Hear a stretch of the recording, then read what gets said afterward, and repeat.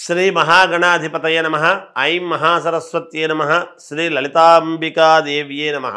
ఉగాది పండుగ సందర్భముగా కొత్త సంవత్సరము ద్వాదశ రాశుల వాళ్లకు ఎలా ఉండబోతూ ఉన్నది, ఈ 12 రాశుల వాళ్లకు కూడా ఎటువంటి ఉపయోగాలు ఉన్నాయి, మేలు జరుగుతుంది. ఈ విశ్వావసునామ సంవత్సరము క్రోధీనామ సంవత్సరం అనేటువంటిది అయిపోయి ఇప్పుడు విశ్వావసు అనేటువంటి పేరుతో కొత్త సంవత్సరము ప్రారంభమవుతూ ఉన్నది. కనుక ఎప్పుడు ప్రారంభమవుతుంది అంటే ఆదివారం రోజు ఉగాది పండుగ అయినది. చూడండి, ఆదివారము అయ్యింది అంటే ఎప్పుడైనా మనకేమిటి అంటే ఏ వారం అయితే అవుతుందో ఆ వారానికి అధిపతి రాజు అవుతాడు.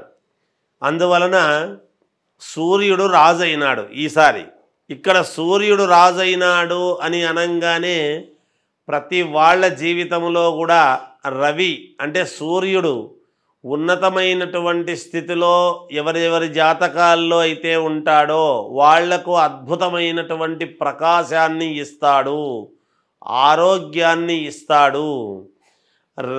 మామూలుగా గ్రహాలకు రాజు రవి మనకు తెలిసినటువంటిదే. కానీ ఎవరెవరి జాతకాల్లో అయితే సూర్యుడు అనుకూలవంతముగా ఉంటాడో వాళ్లను ఒక ఉన్నతమైనటువంటి స్థితికి తీసుకువెళ్ళటం అనేటువంటిది జరుగుతుందిగాక. కాబట్టి ఇవి రాసులు అని చెప్పటం అనేటువంటిది సామాన్యముగా ప్రతిసారి చెప్పినట్టుగానే చెబుతాం. ఎవరు ఆందోళన చెందాల్సినటువంటి పనేమీ లేదు. నిజానికి అందరికీ అద్భుతముగానే ఉంటుంది. చిన్న చిన్న ఏవో దోషాలు అవి ఇవి ఉంటే కాస్త పరిహారాలు అనేటువంటివి సర్వ సామాన్యమైనటువంటి విషయమే కదా. అందువలన ఎవరెవరైతే వాళ్ళ లగ్నాన్ని బట్టి, ముందు లగ్నం అనేటువంటిది చాలా అవసరం. ఎప్పుడు కూడా ఏ లగ్నములో పుట్టాము, లగ్నానికి ద్వితీయంలో ఎటువంటి గ్రహాలు ఉన్నాయి, ఇవన్నీ కూడా చాలా చూసుకోవాల్సినటువంటి అవసరం ఏర్పడుతుంది. అందువలన ఈ విశ్వావసునామ సంవత్సరము కొత్త సంవత్సరము సందర్భముగా 12 రాసుల వాళ్లకు ఒక్కసారి ఎలా ఉంది ఏమిటి అనేటువంటి విషయాన్ని ఇప్పుడు మనం తెలుసుకోబోతూ ఉన్నాము. సింహరాశి వారికి ఈ ఉగాది పండుగ విశ్వావసునామ సంవత్సరము ఉగాది పండుగ నుండి మళ్ళీ వచ్చే ఉగాది పండుగ వరకు కూడా ఎలా ఉంది అంటే బాగుంది, అనుకూలవంతముగా ఉంది అనే తెలియజెప్పాలి. ఆదాయము 11, వ్యయం 11, రాజపూజ్యత 3, అగౌరవము 6. బాగుంది అంటున్నారు కదా గురువుగారు, మరి ఆదాయం 11 ఉంది, వ్యయం 11 ఉంది కదా అంటే వస్తుంది, వస్తూ ఉంటుంది, వెళుతూ ఉంటుంది. ఏదైనా మహాలక్ష్మీదేవి అనుగ్రహం అదే కదా. రావటము, దాచిపెట్టుకోవడం కంటే మళ్ళీ ఖర్చు పెట్టడం, ఇది ఇలా పెడుతూ ఉంటే అలా వస్తూ ఉంటుంది. ఇలా పెడుతూ ఉంటారు. ఆ పెట్టడం అనేటువంటిది దేనికి? స్థిరాస్తులు కావచ్చు, బంగారము కావచ్చు, వ్యాపారాలు కావచ్చు, అనుకూలవంతమైనటువంటి దానికే పెడతారు కదా. సింహరాశి వాళ్ళు అంత సులభముగా మనము ఏదో ఇబ్బందులు గురవుతారు అని అనుకోవడానికి లేదు. ఎందుకంటే అక్కడ ఉన్నటువంటి పరిస్థితి అలా కనపడుతూ ఉన్నది. కాబట్టి ఖచ్చితముగా మేలే జరుగుతుంది గాక. నరదృష్టి అనేటువంటిది మీ రాశి వాళ్లకు చాలా ఉంటుంది. దీన్నే అధిగమించాల్సినటువంటి పరిస్థితి. అధిక శ్రమ, సమయానికి డబ్బులు లేకుండా చివరి నిమిషంలో అందడము లాంటివి జరగటము, మానసికంగా ఆందోళన కలిగి చివరికి పడడం లాంటివి జరగటము, ఇలాంటివన్నీ కూడా ఉంటాయి. అంతేకాకుండా బంధువుల వలన కొన్ని ఇబ్బందులు, తద్వారా యోగము మీకు అది ఉంటుంది గాక. లాయర్లకు, రైతులకు చాలా అంటే చాలా యోగవంతమైనటువంటి కాలముగా కనపడుతూ ఉన్నది. ఎందుకంటే రైతులకు మంచి ధనాదాయము, మంచి పంటలు పండటము అవన్నీ కూడా జరుగుతాయి. కీర్తి ప్రతిష్టలు అనేటువంటివి అనేక రకాలలో, అనేక రంగాల్లో మీకు వచ్చేటువంటి పరిస్థితి ఉన్నది. అనుకున్నది ఖచ్చితముగా 100% సాధించి తీరుతారుగాక.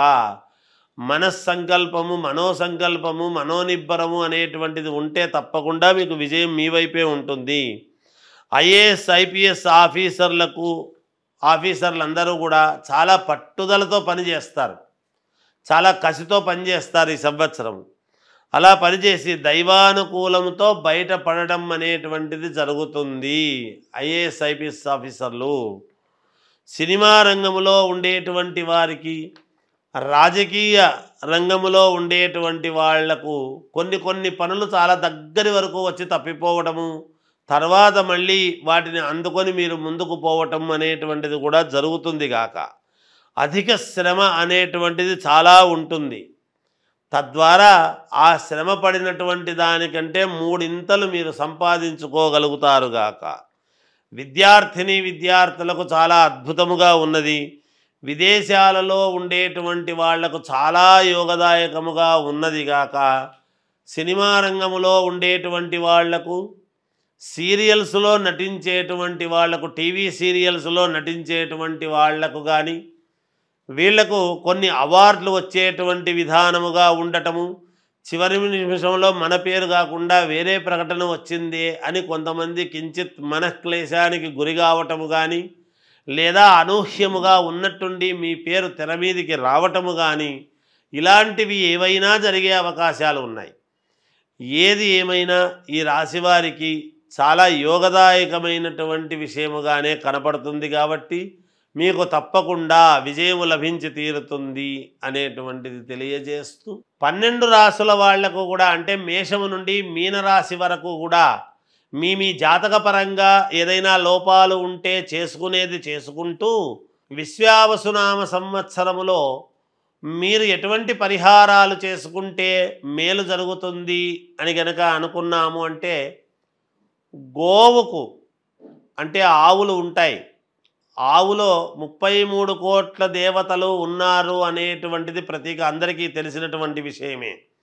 ఈ గోవుకు ఏం చేయాలి అంటే మంగళవారము, గురువారము ఈ 2 వారాలు మీరు గోమాత దగ్గరికి వెళ్ళి ఆ గోవుకు ఎడమవైపు ఉన్నటువంటి కొమ్ముకు మాత్రమే పసుపు పట్టించి కుంకుమ పెట్టి మీరు 9 ప్రదక్షిణలు చేసి ఆ గోవు తోకతో పుచ్చముతో మీ యొక్క తల మీద కొట్టుకొని రండి. ఇలా ఒక 7 సార్లు చెయ్యండి. రోజు వారం పొడవునా కాదు, ఈ సంవత్సరము పొడవులో 7 సార్లు చేస్తే చాలు, ఈ సంవత్సరానికి అంతా కూడా కలిపి.